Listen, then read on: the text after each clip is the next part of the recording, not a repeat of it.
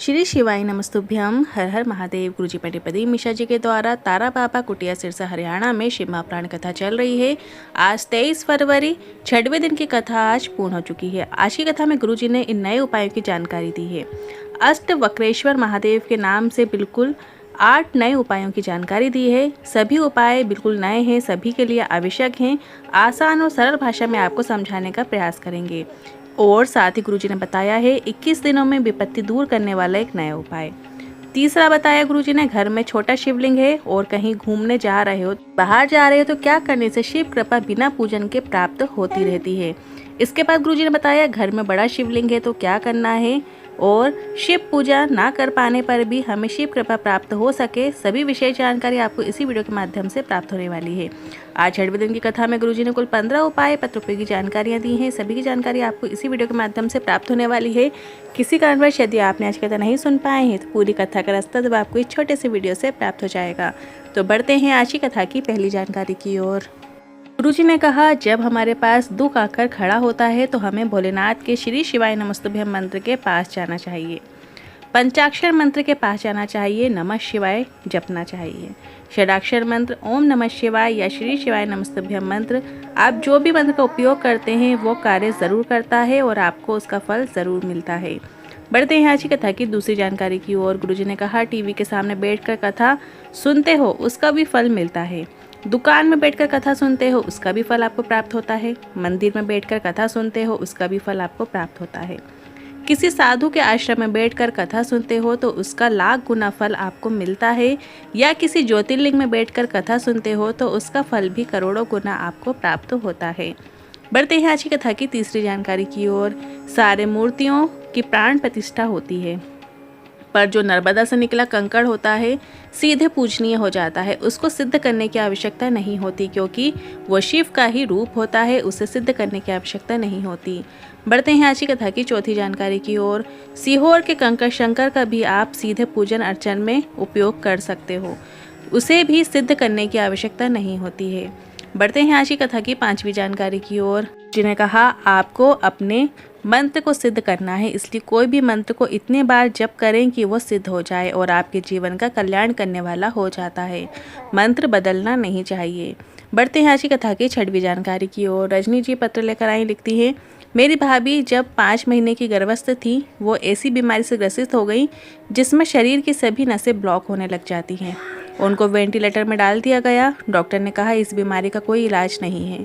इसके बाद 4 महीने वेंटिलेटर में रखा गया और डॉक्टर ने कह दिया कि माँ बच्चे में से एक को बचाया जा सकता है। इसके बाद नासिका में नली डाल दी गई और उसी हॉस्पिटल में नर्स ने सीहोर के रुद्राक्ष को दिया और रुद्राक्ष का जल थोड़ा सा मुँह में डाल दिया गया और इसके बाद ऑपरेशन हुआ और बेटा हुआ और इसके बाद माँ भी ठीक हो गई। माँ बेटे दोनों ठीक हैं, उसी का आभार व्यक्त करने आए हैं। बढ़ते हैं आज की कथा के सातवीं जानकारी की ओर। जितना बड़ा शिवलिंग होता है घर में उतनी अधिक पूजन की ज़रूरत होती है, इसलिए जितना शिवलिंग छोटा होना चाहिए वो घर में उतना ही श्रेष्ठ होता है। अगर आपके घर में छोटा शिवलिंग है या बड़ा शिवलिंग है और आप घर से कहीं घूमने जाने वाले हो, पूजन अर्चन नहीं कर पाएंगे तो आपको क्या करना है ताकि शिव कृपा आप पर बनी रहे, ये जानकारी देते हुए गुरुजी ने बताया कि अगर 1 महीना 2 महीना कहीं बाहर जाना पड़ जाए तो ऐसे में आप शिवलिंग के पास एक चावल का दाना और एक बेलपत्र अर्पित कर देना चाहिए। ऐसे में यदि आप 1 साल 2 साल के लिए भी कहीं जा रहे हो ना तो भी शिव क्रोधित नहीं होते, पर आपके घर में अंगूठे के साइज से बड़ा शिवलिंग है को एक बेलपत्र इस तरीके से रखना है कि जो बेलपत्र की डंडी वो जलाधारी की ओर करते हुए एक प्लेट के अंदर रख देना है। प्लेट में आपने एक बेलपत्र रख दी जिसकी डंडी उत्तर दिशा की ओर हो। इस तरीके से आपको बेलपत्र रखना है और फिर उसके ऊपर आपको शिवलिंग रख देना है। ऐसे में भी बड़ा शिवलिंग होने पर भी घर में यदि आप हैं और पूजन भी नहीं कर पा रहे हैं या कहीं बाहर जा रहे हैं तो दोष नहीं लगता है और ना ही शिव क्रोधित होते हैं। मतलब यदि आपके घर में बड़ी शिवलिंग है तो आपको शिवलिंग के नीचे बेलपत्र रख देना है। आज की कथा की 8वीं जानकारी की ओर। आरती जी पत्र लेकर आई, लिखती हैं, मेरे पति 2019 से सरकारी नौकरी की तैयारी कर रहे थे पर उनकी नौकरी नहीं लग रही थी। मैंने सिरसा की कथा सुने, पंडाल में आए और बाबा की कृपा से मेरे पति की नौकरी लग गई है, उसी का आभार व्यक्त करने आए हैं। बढ़ते हैं आज की कथा की 9वीं जानकारी की ओर। कमलेश जी पत्र लेकर आए, लिखते हैं, जीवन में बहुत तकलीफ थी, 2 साल से कथा से जुड़े हुए हैं। कर्जा इतना कि मकान जमीन सब बिक गए। कोसी कला की कथा सुनी, बाबा से प्रार्थना कर ली कि आप संभाल लो, क्योंकि रिश्तेदार भी फ़ोन नहीं उठाते कि कहीं पैसे ना मांग ले। बाबा की कृपा से 2 साल लगे, पूरा कर्जा चूक गया। पोते की सरकारी नौकरी भी लग गई, पोते की शादी भी हो गई और बिकी हुई ज़मीन भी वापस ले ली। उसी का आभार व्यक्त करने आए हैं। बढ़ते हैं आज की कथा की 10वीं जानकारी की ओर। गुरुजी ने कहा, बेलपत्र खाने में यदि मुंह में छार हो जाता है, छाले हो जाते हैं, तो ऐसे में आप बेलपत्र को पीस कर भोजन में मिलाकर, आटे में मिलाकर भी खा सकते हैं, या फिर सुखोकर उसकी गोली बनाकर भी पानी से निगल सकते हो। पर बेलपत्र सिर्फ तभी खाना है जब रोग हो, बीमारी हो, ऐसे ही नहीं खा लेना चाहिए। बढ़ते हैं आज की कथा की 11वीं जानकारी की ओर। सरोज जी पत्र लेकर आई, लिखती हैं, डी लाइव कथा सुनी और बाबा की कथा रोज सुनने लगी। शादी के 30 साल हो गए थे, संतान सुख नहीं था, पर सीहोर के रुद्राक्ष और बाबा पर चढ़ाया 1 लोटे जल ने कृपा कर दी। 5 महीने की गर्भस्थ हूँ, उसी का आभार व्यक्त करने आई हूँ। बढ़ते हैं आज की कथा की 12वीं जानकारी की ओर। शारदा जी पत्र लेकर आई, लिखती हैं, कैंसर हो गया था और डॉक्टर की दवाई भी जारी रखी और सीहोर कुबेश्वर धाम से रुद्राक्ष लेकर आ गई और उस रुद्राक्ष को जल में गलाती और उस जल को शिवलिंग पे चढ़ाती और फिर उस जलाधारी से जल लेती और फिर उस जल का आचमन करना मैंने शुरू किया। डॉक्टर की दवाई भी जारी रखी और बाबा की कृपा से अगली रिपोर्ट आई तो कैंसर नील आ गया है, कैंसर नहीं है मुझे, उसी का आभार व्यक्त करने आई हूँ। बढ़ते हैं आज की कथा की 13वीं जानकारी की ओर। गुरुजी ने आज की कथा में बहुत ही अच्छी जानकारी दी है। 3 महादेव का नाम ध्यान में रखिएगा। गुरुजी ने कहा, एक है कुंदकेश्वर महादेव, दूसरा है शंभेश्वर महादेव और तीसरा है अष्टवक्रेश्वर महादेव। ये जो 3 महादेव है, इनका नाम हमेशा आप स्मरण रखिएगा। यदि डॉक्टर कह भी दें कि ऑपरेशन की ज़रूरत है तो डॉक्टर का पूरा इलाज कराइए, पर ऑपरेशन को सफल बनाने के लिए जब दवाइयाँ कार्य ना करें तो कुंदकेश्वर महादेव का नाम लेते हुए दवाइयाँ खाओ, तो दवाइयाँ ज़रूर कार्य करेंगी। इसके बाद गुरुजी ने बताया कि शरीर में 8 जगह हैं जहाँ पर होने वाले दर्द को शिवलिंग पर अष्टवक्रेश्वर महादेव का नाम लेकर जल चढ़ाने से दूर हो जाते हैं। 8 जगह बताई हैं जहाँ जहाँ यदि आपको शरीर में दर्द हो रहा है तो आप अष्टवक्रेश्वर महादेव का नाम लेते हुए शिवलिंग पर जल चढ़ाइए और उस जल का आपको आचमन करना है।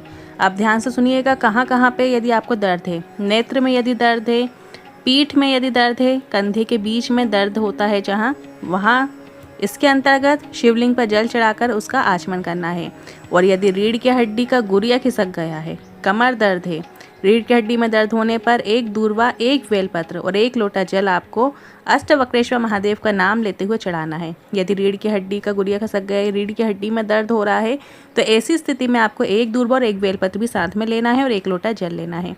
दूर्वा और बेलपत्र आपको अष्टवक्रेश्वर महादेव का नाम लेते हुए शिवलिंग पे अर्पित कर दीजिएगा। जहाँ बेलपत्र की जो डंडी है और दूर्वा की डंडी है वो जलाधारी की ओर करते हुए अर्पित कीजिएगा और इसके बाद 1 कलश जल अष्टवक्रेश्वर महादेव का नाम लेते हुए अर्पित कर देना है। इसके बाद जो जलाधारी से जल आ रहा है, थोड़ा सा औषधि रूप में आपको अष्टवक्रेश्वर महादेव का नाम लेते हुए प्राप्त कर लेना है। साथ ही जो दूर्वा और बेलपत्र आपने अर्पित की है वो भी आपको औषधि रूप में प्राप्त कर लेना है।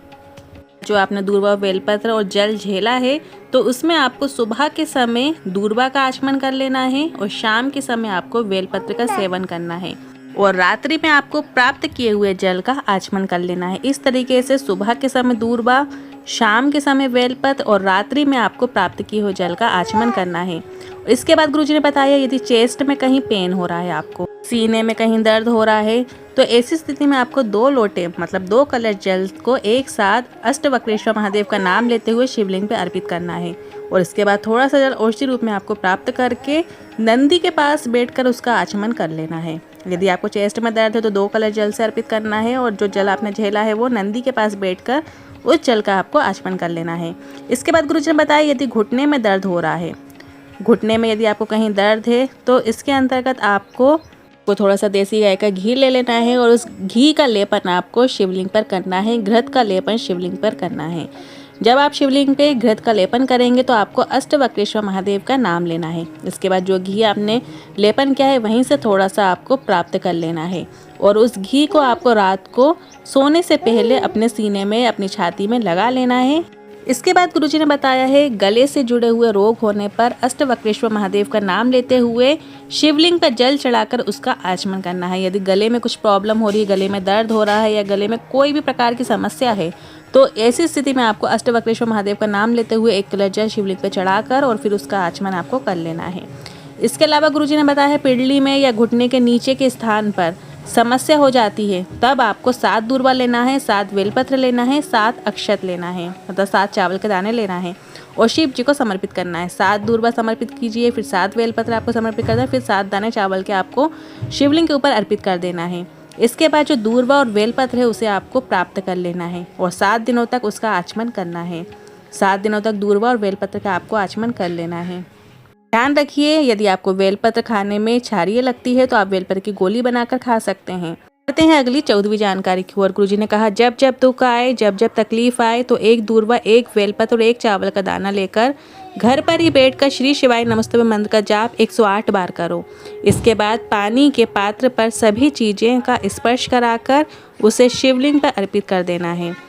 अर्पित करते समय आपका मुख उत्तर दिशा की ओर होना चाहिए। गुरुजी ने कहा 20 दिन भी लगातार आपने अगर ये उपाय किया तो 21वें दिन आपका दुख खत्म हो जाएगा, यह निश्चितता है। आप इस उपाय को करते समय आपको कुछ बातों का ध्यान रखना है।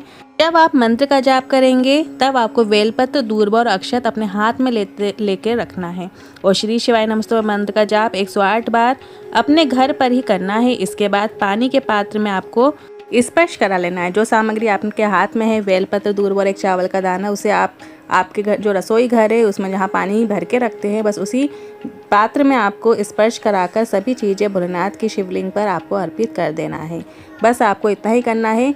20 दिन आपको लगातार ये उपाय करना है और 21वें दिन आपका दुख खत्म हो जाएगा, यह निश्चितता है। आज की कथा में गुरुजी का बताया है बिल्कुल नया उपाय है। अब बढ़ते हैं अगली 15वीं जानकारी की ओर।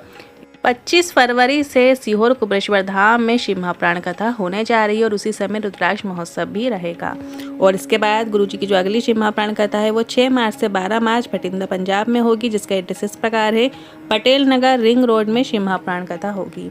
आज के उपाय से जुड़े मन में कोई सवाल है, क्वेश्चन है तो आप कमेंट के जरिए पूछ सकते हैं। वीडियो थोड़ा भी उपयोगी लगा हो तो वीडियो को लाइक करके कमेंट बॉक्स में हर हर महादेव जरूर टाइप कीजिएगा। साथ ही हमने एक व्हाट्सएप चैनल बनाया है जिसकी लिंक हमने कमेंट बॉक्स में पिन कर दी है। आप उस लिंक पर टच करके हमारे व्हाट्सएप चैनल को ज्वाइन कर सकते हैं, जो कि एकदम फ्री है, जिसमें आपको रोजाना की विशेष तिथियों की जानकारी प्राप्त होती है। हर हर महादेव, श्री शिवाय नमस्तुभ्यम।